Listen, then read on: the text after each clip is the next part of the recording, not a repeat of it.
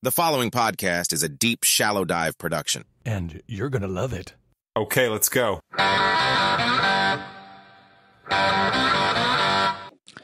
Greetings and salutations. Isn't that funny? It's a funny statement. I've never said that before. I was going to start off with my normal, hey, what's up, everybody? Happy Friday, blah, blah, blah.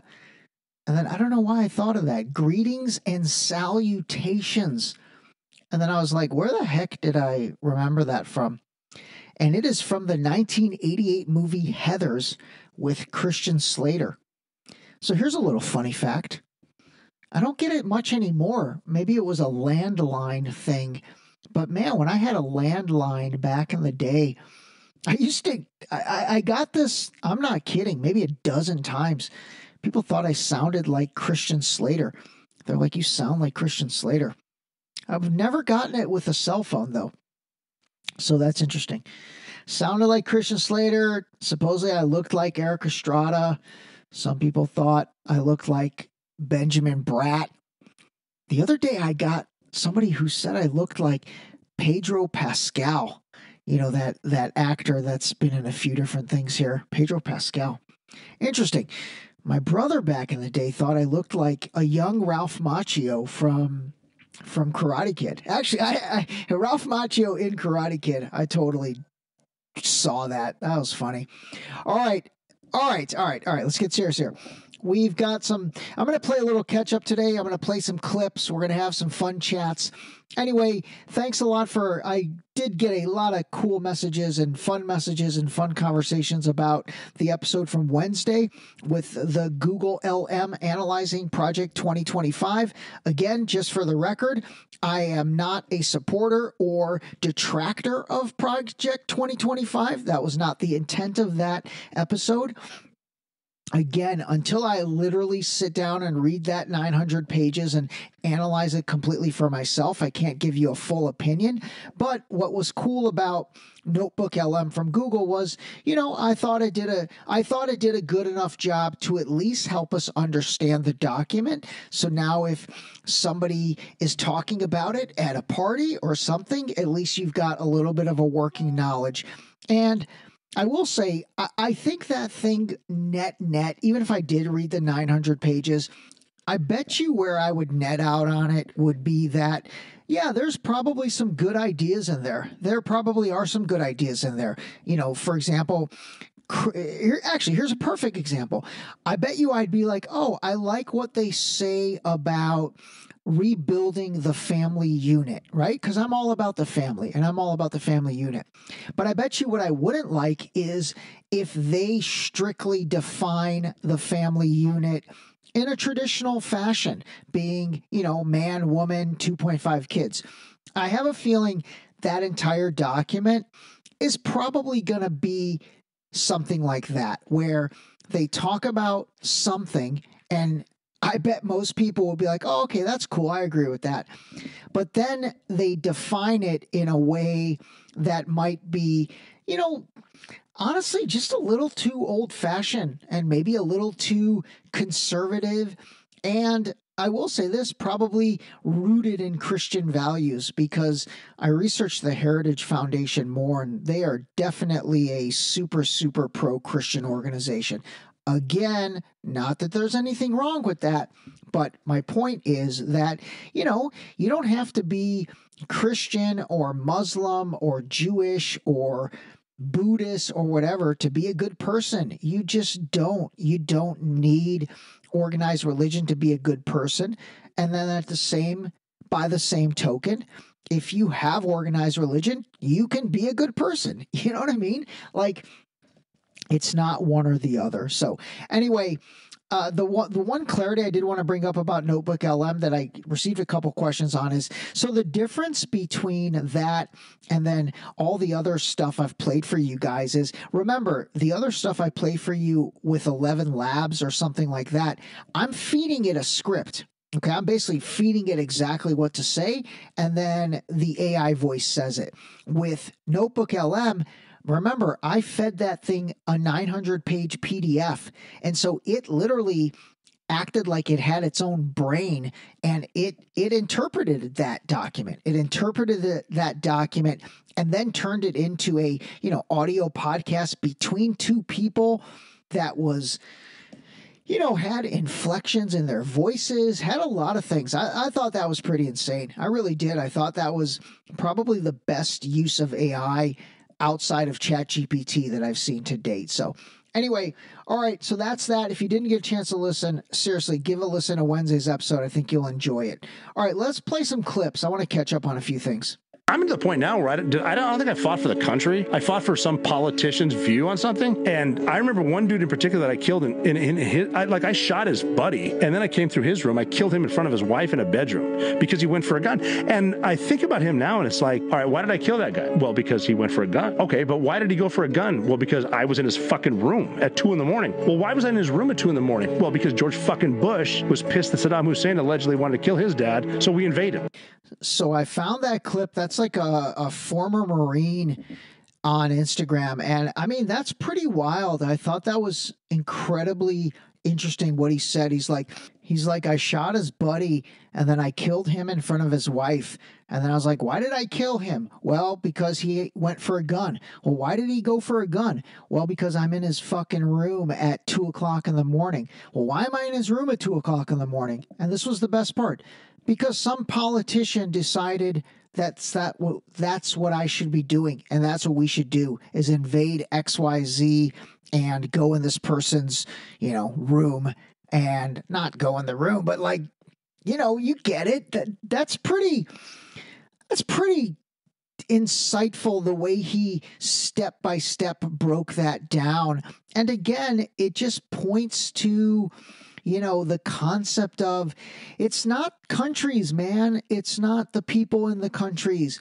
It is some, and not even all of the people. It's some people in the government of some, if not all countries, Perfect example is like a clown like Lindsey Graham. I think Lindsey Graham's going to be my new person I pick on a lot. Does anybody else feel like we're living in some futuristic sci-fi dystopian doomsday fucking nightmare? Over the course of the past year, I've learned about walking robotic killer dogs, AI-based facial recognition to conduct mass surveillance on Palestinians, talking assassin drones, notes falling from the sky. Just a couple days ago, the US Treasury sanctioned top dogs from an Israeli spyware company for using the software they developed that is capable of gaining access to essentially any person's device and being able to obtain their data, photos, personal messages, geolocation, and also having access to your camera and microphone, requiring no interaction by the user to be infected. And this spyware has been used on journalists, human rights activists, and US politicians. And of course there were sanctions, because it's deemed as being a threat to US national security. Funny, not so funny, if skin color was a few shades darker, they would be designated terrorists. But instead, we decide to spend billions of dollars in order to fund a genocide. And last but not least, rigged pagers and walkie-talkies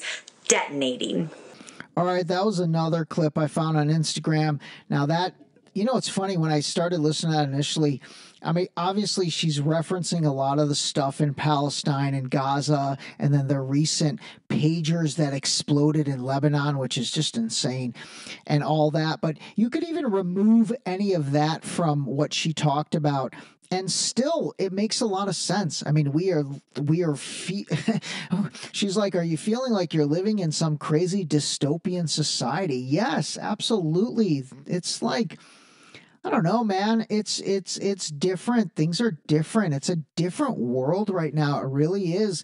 And we're spiraling toward this election. So like, what else is going to happen? I will never talk to a doctor about my general health ever again. If I break my arm, I'm going to go see a doctor. If I need surgery, I'm going to go see a doctor. My general health, never again. None of them know what they're talking about. They're all full of shit.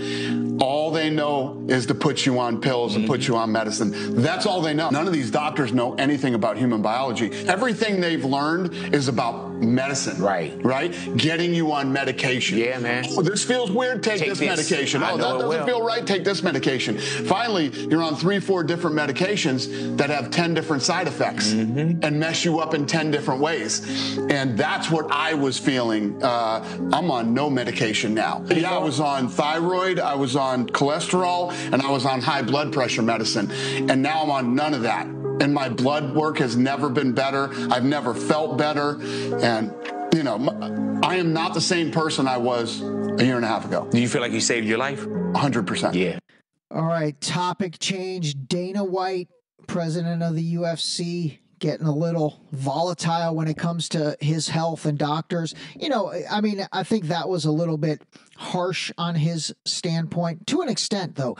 But I will say again, and I experienced this with a lot of different friends who, honestly, I'm so honored that a lot of my friends, you know, like to talk to me about their health related stuff. And it's really because, gosh, for a decade now, I mean, honestly, I really take my health seriously. I truly do. I truly take my health seriously. And I'm trying to deliver more of that to you guys.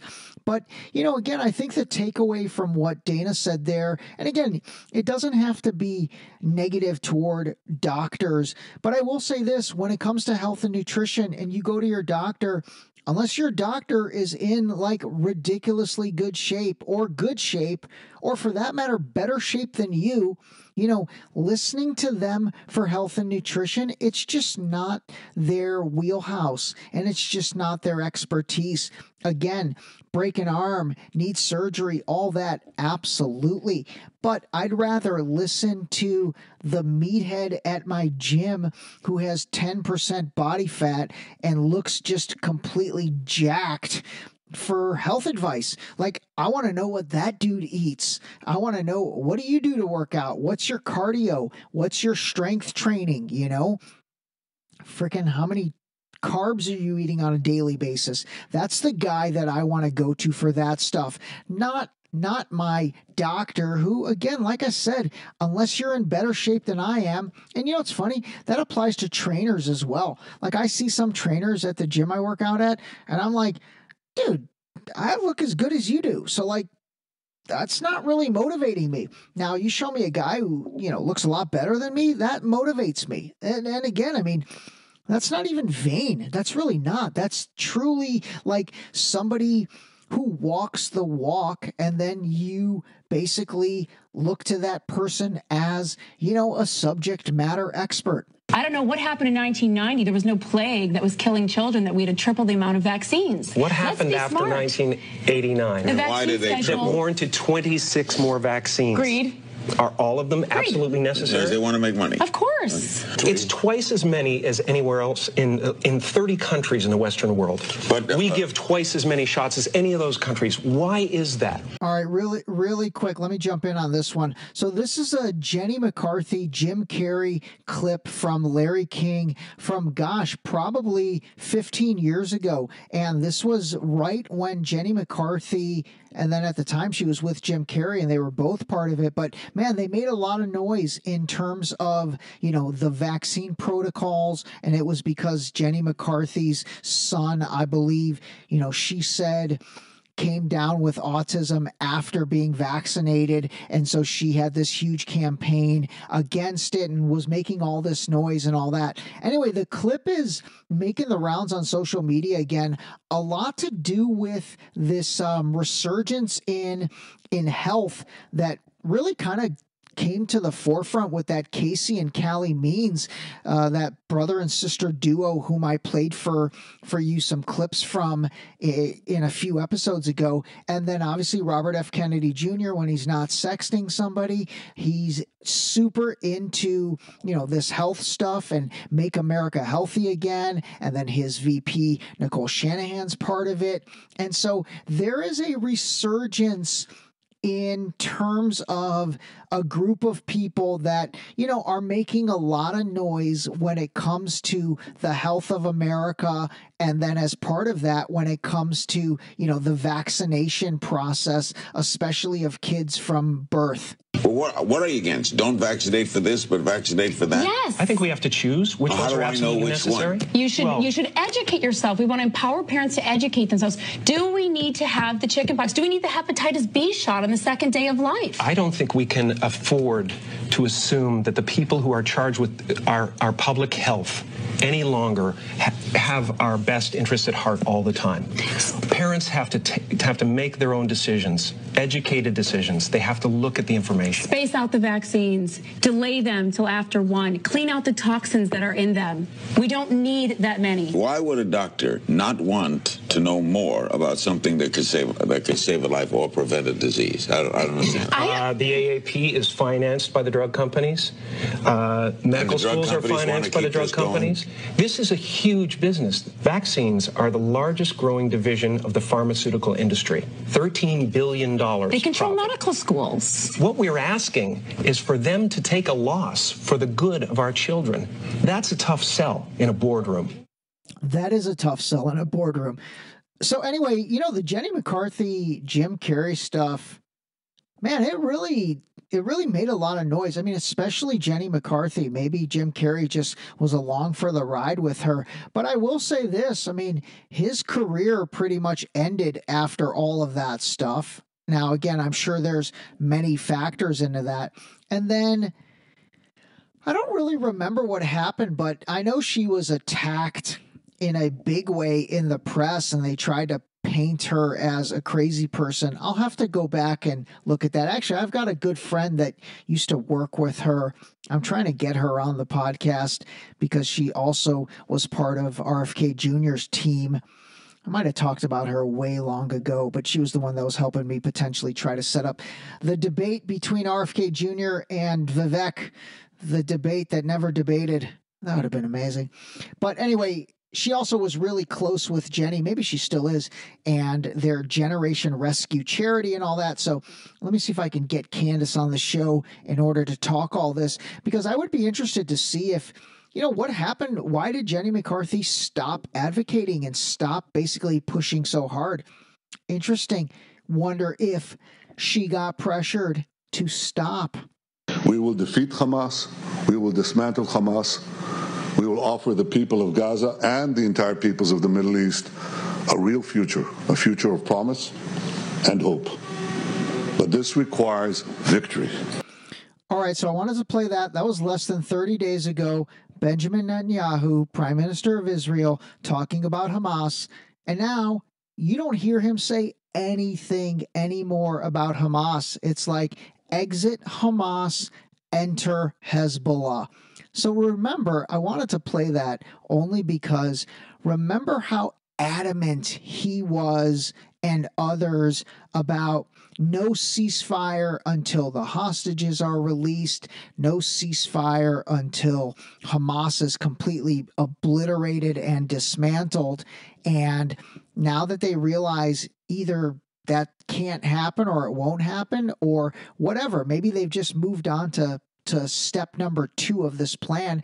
You don't hear much about Hamas anymore. Pay attention. See if you hear much about Hamas. You probably don't. You're going to hear about Hezbollah, the Lebanese militant organization. So it's like exit Hamas, enter Hezbollah. Don't you think that, the tide has shifted in that subject where now people are realizing, they're going, hey, this is not as simple as the mainstream media wants everybody to look at it. The way the mainstream media was portraying it in this country, it was always that Israel's the good guys, the Palestinians are the bad people. How it was. But the mainstream perception now has very much shifted, don't you think? With this 100%. When you see that Iron Dome and you're seeing these rockets being fired out of Palestine and they're all getting detonated in the air, and then you realize this is a kind of a crazy situation. One side has this insane technology and the other side is kind of in an open air prison camp in a way. You can't go anywhere. Right. You're kind of stuck. As I was listening to this, I think I played this a long time ago, but it's Joe Rogan doing an interview with this investigative journalist named Abby Martin, who I really like. And, it actually was interesting. I mean, that was from a while ago, but it kind of plays perfectly with the previous clip. And, man, we're coming up onto a year, believe it or not. October 7th of this year will be 1 year since, that attack, which is crazy that a year's gone by that fast. 25% of American Jews now, after the latest onslaught in Gaza, believe Israel's an apartheid state. And that shows you how dramatically the narrative has completely flipped on its head. Because for the last 20 years, Israel's been losing control of dictating the narrative. I mean, that was really what they relied on for so long, that we're acting in self-defense, that we're surrounded by people who hate us and hypothetically will commit genocide against us, to basically defend the fact that they are committing de facto genocide in Gaza. That is the erasure of Gaza residents. It's the erasure of a culture. It's not just the extermination. That's according to the UN. But yeah, the tide has changed, Joe. They can no longer say that they're acting in self-defense over the last 20 years with the bombardments, with the invasions, with the colonization outside of their borders. I mean, we're talking about Lebanon, Syria, and the Golan Heights, and just constantly bombing an open-air prison. It is an open-air prison. There's 2 million people trapped there. They cannot leave without permits by the Israeli government or the collaborative government in Egypt. Those people are trapped. And then you look at Israel, they're living a great life. I mean, I saw some crazy-ass ad from Dior, of people, basically just having this very ritzy time. Living in Tel Aviv, living in Jerusalem, and completely just separate from the fact that there is this besieged ghetto of 2 million people denied basic access to things like water and electricity. I mean, the right to have human mobility, I think, is the most basic right that you can have as a human being, to leave and freely travel. And these people can't do that. And the media has completely painted it forever. The media is totally controlled. Right, the media acts as an arm of the state. By the way, this appearance that she made in this whole segment that you just listened to, this is from June. Wait a second, July 20th, 2021. So that was 2021. And for the longest time, the media has basically just said Israel is right. They've only depicted the Israeli side of the story, and it doesn't matter anymore because with the advent of social media, Palestinians are able to film their own reality for the first time. So they're filming the home demolitions. They're filming the ethnic cleansing. They're filming themselves getting bombed relentlessly for no reason other than collective punishment and torture of this area. And that is convincing the world and actually bringing more people to their side. That's pretty insane that clip was from 2021. And so obviously, I mean, man, times everything she said by 1,000 based on what has played out basically in front of your eyes if you've been looking. I mean, I know a lot of you have not been looking, and I respect that, and I understand that. And, I don't have anything bad to say about that, but I have been looking, and I can tell you everything that she said in those, 2 or 3 minutes on Joe Rogan from 2021, times that by 10,000 as to what has played out and transpired over the past year. So anyway, that was interesting. All right. I was going to play a couple more, but I'll save them. That is it, everybody. Have a great weekend. Call a spade, and enjoy some football. And that is it, man. Keep hitting your boy up with ideas, feedback, all that. I love it. All right. Talk to you soon. This episode was brought to you by the new book, Deep Shallow Dive Into You, available now on Amazon and Barnes & Noble in hardcover and paperback. Don't forget to sign up for our new mailing list on our website at deepshallowdive.com.